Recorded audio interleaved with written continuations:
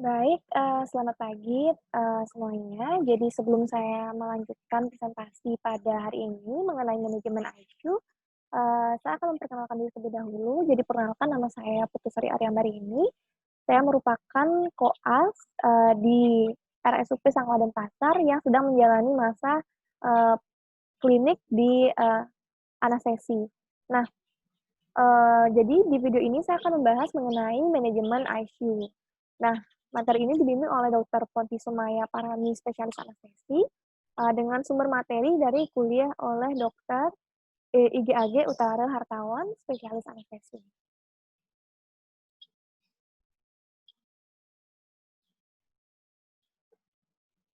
Nah, sebelum lanjut untuk membahas tipe-tipe dari ICU, ada baiknya kita mengetahui terlebih dahulu mengenai pengertian dari, ICU itu sendiri atau Installation Care Unit, atau mungkin di Indonesia sering kita mendengar dengan istilah IRI atau instalasi, rawat intensif.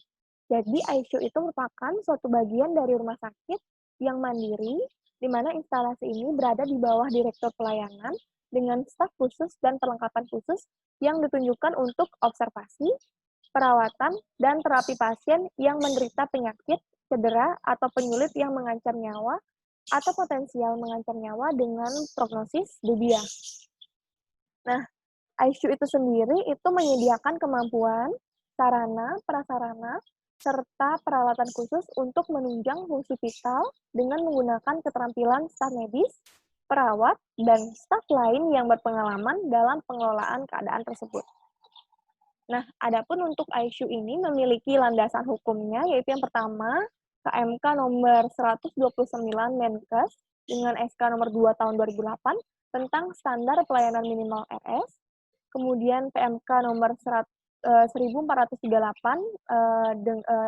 Menkes, peraturan Menkes nomor 9 tahun 2010 tentang standar pelayanan kedokteran, kemudian juga terdapat dalam Undang-Undang nomor 44 tahun 2009 tentang rumah sakit dan Undang-Undang nomor 36 tahun 2009 tentang kesehatan.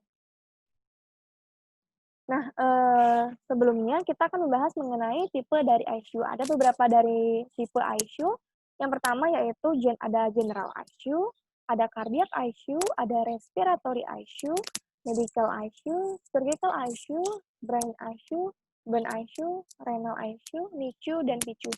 Mungkin yang sering kita mungkin sering kita tahu di Sangla itu ada general ICU, ada cardiac ICU, surgical ICU, medical ICU, kemudian ada NICU dan PICU. Nah, adapun ruang lingkup dari ICU itu sendiri yang pertama adalah untuk diagnosis dan penata laksanaan. Jadi diagnosis dan penata laksanaan yang spesifik terhadap penyakit akut yang mengancam nyawa dan dapat menimbulkan kematian dalam beberapa menit sampai beberapa hari. Kemudian yang kedua, yaitu memberi bantuan dan alih fungsi tubuh, di mana memberi bantuan dan mengambil alih fungsi vital tubuh sekaligus melakukan pelaksanaan spesifik pemenuhan kebutuhan dasar. Kemudian yang ketiga, yaitu pemantauan fungsi vital, di mana pemantauan fungsi vital ini dilaksanakan dan penata laksanaannya terhadap komplikasi yang ditimbulkan oleh penyakit maupun iatrogenik. Kemudian yang keempat adalah bantuan psikologis, yaitu di mana ICU ini memberikan bantuan psikologis pada pasien yang bergantung pada fungsi vital atau mesin dan orang lain. Nah, adapun kemampuan minimal yang harus dimiliki dari ICU itu sendiri, yaitu pertama ada kemampuan restitusi jantung paru, kemudian pengelolaan jalan nafas termasuk intubasi, trakeal, dan penggunaan ventilator. Kemudian, ada terapi oksigen, nah eee, kemudian ada pengelolaan jalan nafas termasuk, intubasi, trakeal, dan penggunaan ventilator, kemudian pemantauan EKG, secara terus-menerus, kemudian pemasangan alat pacu jantung dalam keadaan gawat, kemudian pemberian nutrisi enteral dan parenteral, dan, kemudian, Selanjutnya bisa dilakukan pemeriksaan laboratorium khusus dengan cepat dan menyeluruh, dan juga, dapat memberikan, bantuan fungsi, berupa bantuan fungsi vital dengan alat-alat portable selama transportasi pasien gawat. Jadi ini merupakan kemampuan minimal yang harus dimiliki oleh, ICU itu sendiri. Nah, sebelum kita lanjut ke indikasi pasien masuk, kita akan bahas terlebih dahulu mengenai klasifikasi pelayanan ICU. Nah, untuk klasifikasi sendiri ada berbagai macam. Nah, kita bisa dikelompokkan menjadi 3, yaitu pelayanan ICU primer, pelayanan ICU sekunder, pelayanan ICU tersier. Kemudian untuk indikasi pasien masuk, itu kita bagi menjadi 4, yaitu terdiri dari pasien prioritas pertama, pasien prioritas kedua, pasien prioritas ketiga, dan pasien prioritas keempat. Untuk pasien prioritas pertama diperuntukkan untuk pasien-pasien yang kritis, yang kondisinya tidak stabil, dan memerlukan terapi intensif dengan bantuan alat ventilasi, pemantauan ketat, dan obat-obatan vasoaktif kontinu yang tidak bisa dilakukan di ruang rawat inap. Jadi ini untuk pasien-pasien yang memang emergensi. Misalnya pasien bedah kardiotoraksik atau pasien septic shock, kemudian pasien prioritas 1 umumnya tidak mempunyai batas tinjauan dari terapi yang dapat diterimanya. Nah, untuk pasien prioritas kedua, yaitu pasien-pasien yang, memerlukan pemantauan khusus untuk pasien beresiko. Jadi yang dimaksudkan di sini adalah pasien yang memerlukan pelayanan pemantauan canggih dari ICU. Jadi jenis pasien ini termasuk kategori beresiko sehingga memerlukan terapi intensif segera. Misalnya contohnya seperti pemantauan intensif menggunakan, metode kateter seperti kateter arteri pulmoner pada penyakit dasar jantung, paru, atau ginjal akut dan berat, atau yang telah mengalami pembedahan mayor. Jadi ini memang diperuntukkan untuk pasien-pasien seperti itu. Kemudian yang ketiga yaitu pasien prioritas ketiga, di mana pasien prioritas ketiga ini merupakan pasien yang memang sakit kritis serta, keadaannya tidak stabil. Jadi pasien jenis ini memiliki sakit kritis dan tidak stabil di mana status kesehatan sebelumnya, penyakit yang mendasarinya atau penyakit akutnya, baik masing-masing atau kombinasinya sangat mengurangi kemungkinan untuk sembuh. Jadi pasien-pasien yang prioritas ketiga ini prognosisnya itu kurang bagus ya, dan, atau mendapat manfaat dari terapi ICU. Contohnya misalnya penyakit keganasan metastatik disertai penyulit infeksi perikardial, atau sumbatan jalan nafas atau menderita penyakit jantung paru terminal disertai komplikasi penyakit akut berat. Jadi memang pasien-pasien yang memang prognosisnya kurang bagus. Kemudian, yang pasien prioritas keempat, yaitu pasien-pasien dengan stase terminal dan bersifat irreversibel. Jadi pasien yang secara umum tidak perlu untuk masuk ke ICU, tidak banyak keuntungan yang, didapat ketika dia memang dirawat di ICU. Contohnya, misalnya bedah vaskuler perifer, hemodinamik stabil pada ketoasidosis diabeticum, gagal jantung ringan. Kemudian pasien-pasien yang stase terminal dan irreversibel itu contohnya pada keganasan dengan metastasis disertai multi organ failure. Jadi memang sudah tidak ada harapan dan memang, direncanakan untuk, mmm, terapi paliatif. Nah, adapun, pasien yang tidak memiliki kriteria untuk masuk ICU. Nah, untuk ini itu ada yang pertama ada pasien yang telah dipastikan mengalami brain death, yaitu dimasukkan ke ICU bila namun dapat dimasukkan ke ICU apabila mereka itu akan, melakukan, donor organ. Jadi ketika dia memang direncanakan untuk, melakukan donor organ, kita bisa menempatkan, pasien-pasien yang telah mengalami mati batang otak di ICU. Kemudian yang kedua adalah pasien yang mengalami keadaan vegetatif permanen. Kemudian yang ketiga adalah pasien-pasien yang secara fisiologisnya stabil, yang secara statistik resikonya rendah untuk memerlukan terapi ICU. Contohnya misalnya pasien pasca bedah, vaskuler yang stabil, pasien diabetik ketoasidosis tanpa komplikasi, keracunan obat tetapi sadar, atau payah jantung kongestif ringan. Kemudian yang terakhir yaitu, pasien-pasien yang menolak terapi tunjangan hidup. Nah, selanjutnya Di sini akan kita bahas tentang, eee, perawatan ruang intensif masing-masing unit. Yang pertama yaitu perawatan ruang intensif bagian kardiovaskuler. Nah, ada pun beberapa penyakit yang, direkomendasikan untuk dirawat di ruang, intensif kardiovaskuler. Yang pertama yaitu yang mengalami cardiogenic shock, kemudian yang kedua yaitu pasien-pasien dengan acute myocardial infarction dengan komplikasi, kemudian yang ketiga yaitu acute congestive heart failure with respiratory failure, misalnya ACHF dengan gagal nafas, kemudian ada hypertensive emergency, kemudian, bagi pasien-pasien yang mengalami unstable angina, dysarrhythmia, hemodynamic instability, atau persistent chest pain, kemudian pasien-pasien dengan yang mengalami dissecting aorta aneurysma, kemudian pasien-pasien yang sempat mengalami cardiac arrest, kemudian pasien dengan cardiac tamponade, dan atau pasien dengan complete heart block. Jadi ini merupakan indikasi kapan pasien itu harus kita prioritaskan untuk berada di ICU. Kemudian untuk yang perawatan ruang intensif respiratori itu, yang pertama ada pasien-pasien acute respiratory failure, kemudian yang kedua misalnya pasien dengan pulmonary emboli with hemodynamic instability, kemudian pasien dengan massive hemoptysis, dan pasien dengan respiratory failure with imminent intubation. Jadi ini merupakan kriteria pasien respirasi yang memang diprioritaskan untuk berada di ruang intensif. Nah, untuk perawatan ruang intensif sistem secara pusat itu, yang pertama yaitu pasien yang mengalami acute stroke dengan penurunan mental status, kemudian pasien-pasien yang mengalami koma metabolik toksik atau non-toksik, kemudian pasien dengan intracranial hemorrhagik, pasien-pasien acute subarachnoid hemorrhagik, pasien dengan meningitis disertai dengan penurunan mental status, kemudian pasien-pasien yang mengalami kelainan CNS, kemudian pasien dengan status epileptikus, dan pasien yang mengalami kematian batang otak untuk dilakukan donor organ.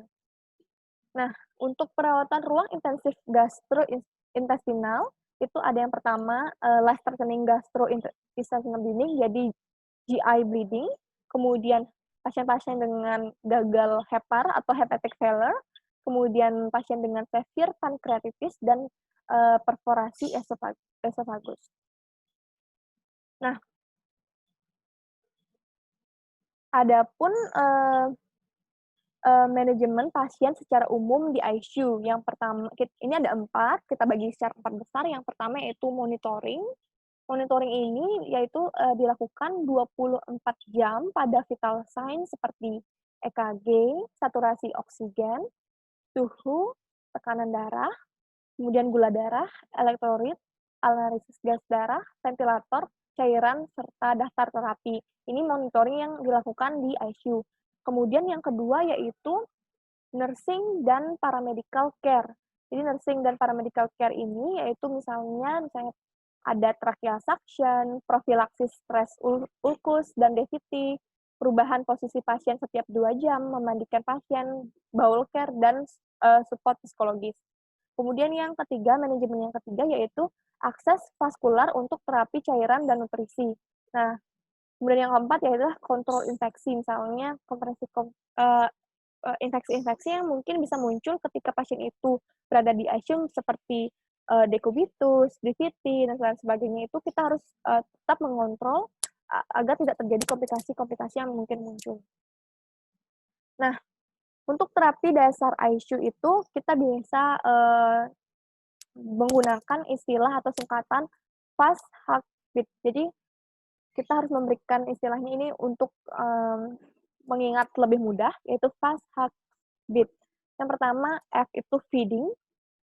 Feeding di sini yang dimaksudkan adalah kita tentu harus mencegah keadaan malnutrisi dari pasien. Karena malnutrisi itu sendiri menyebabkan peningkatan komplikasi dan memperburuk hasil luaran pasien yang sakit kritis.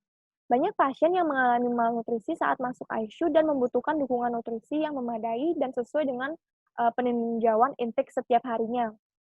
Nah, secara umum, kita memerlukan sebanyak 5,6 kilojoule per kilogram per hari adalah asupan yang, ditargetkan dapat diterima dan dapat dicapai. Nah, namun untuk pasien-pasien sepsis atau yang mengalami, trauma, kita memerlukan, nutrisi yang lebih baik lagi. Contohnya untuk apabila dia mengalami, sepsis kita, tambah 10% lagi atau bisa 10 hingga 40%. Kemudian jika pemberian makanan oral tidak memungkinkan, nutrisi enteral lebih dipilih daripada nutrisi parenteral dan harus dimulai sejak dini dalam 24 hingga 48 jam sejak masuk ICU. Nah, itu merupakan untuk feeding. Kita lanjut ke A, analgesia. Jadi analgesia di sini yaitu kita, harus menilai nyerinya, karena nyeri dapat mempengaruhi pemulihan psikologis dan fisiologis pasien, dan analgetik yang memadai menjadi bagian yang sangat penting dalam manajemen perawatan intensif yang baik. Nah, pasien sakit kritis merasakan nyeri bukan hanya karena penyakitnya, tetapi juga karena prosedur rutin seperti perubahan posisi, prosedur hisap lendir, dan ganti pakaian. Nyeri tidak selalu mudah dinilai pada pasien sakit kritis, yang mungkin tidak dapat mengekspresikan dirinya sendiri. Maka ukuran nyeri yang subjektif dari perilaku yang berhubungan dengan nyeri, misalnya ekspresi wajah, gerakan, dan indikator fisiologis lainnya seperti detak jantung, tekanan darah, juga harus kita pertimbangkan. Nah, untuk menilai kita bisa gunakan FAST score. Nah, untuk analgesia ini kita tentunya perlu memberikan terapi farmakologis. Nah, untuk terapi farmakologisnya itu diberikan untuk menghilangkan nyeri, termasuk obat antiinflamasi, nonsteroid, acetaminophen, dan opioid. Opioid merupakan pilihan yang paling banyak digunakan, meskipun dapat dikombinasikan dengan obat antiinflamasi nonsteroid atau acetaminophen untuk pasien tertentu. Nah, namun perlu diingat untuk efek samping dari opioid itu sendiri. Dia bisa menyebabkan depresi nafas dan menyebabkan komplikasi lain atau efek samping lain seperti konstipasi, hipotensi, dan halusinasi yang harus tetap kita pantau. Nah, untuk penilaian sendiri kita bisa menggunakan FAST score atau BPS. Kemudian selanjutnya yaitu sedation atau sedasi. Jadi seperti halnya dengan analgesia, sedasi sangat penting pada pasien ICU. Tetapi tidak ada aturan berapa banyak dan seberapa sering obat diberikan. Dengan perhatian bahwa pemberian sedasi harus dititrasi pada individu. Meskipun mungkin lebih mudah untuk menaikkan dosis sedasi agar pasien tenang, namun oversedasi dapat memiliki efek berbahaya, termasuk peningkatan risiko trombosis vena, penurunan motilitas usus, hipotensi, berkurangnya kemampuan ekstraksi oksigen jaringan, polineuropati, peningkatan lama rawat di ICU, dan peningkatan biaya. Nah, penghentian sedasi transien harian dapat mengurangi efek tidak menguntungkan dan lama rawat inap di ICU. Nah, untuk sedasi ini itu kita nilai dengan GCS atau Ramsay Sedation Score. Atau bisa kita juga dengan gunakan Misu Sedation Vacation. Kemudian selanjutnya yaitu T, yaitu tromboprophylaxis. Nah, tromboprophylaxis ini merupakan profilaksis tromboemboli yang memang belum banyak digunakan. Namun tingkat mortalitas dan morbiditas terkait tromboemboli yang cukup besar dan dapat dikurangi dengan profilaksis. Di antara pasien yang tidak menerima profilaksis, tingkat trombosis dalam yang dikonfirmasi secara objektif meningkat antara 13% hingga 31%. Nah, manfaat profilaksis ini harus ditimbang terhadap risiko dan komplikasi perdarahannya. Kemudian H, yaitu HERAF atau Head of the Bed Elevate. Jadi beberapa penelitian menunjukkan yaitu pemberian posisi kepala dengan cara head up 45 derajat dapat mengurangi kejadian reflux gastroesophagus pada pasien dengan ventilasi mekanik, dan satu studi acak terkontrol menunjukkan penurunan angka pneumonia nosokomial ketika pasien dirawat dengan posisi head up 45 derajat.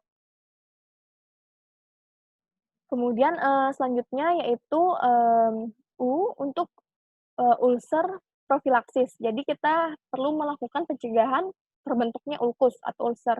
Jadi pencegahan ulkus stres itu penting, terutama pada pasien-pasien dengan gagal nafas atau kelainan koagulasi sedang dalam terapi steroid atau dengan riwayat ulkus gastroduodenal yang beresiko lebih tinggi terkena perdarahan gastrointestinal dan berhubungan dengan stres.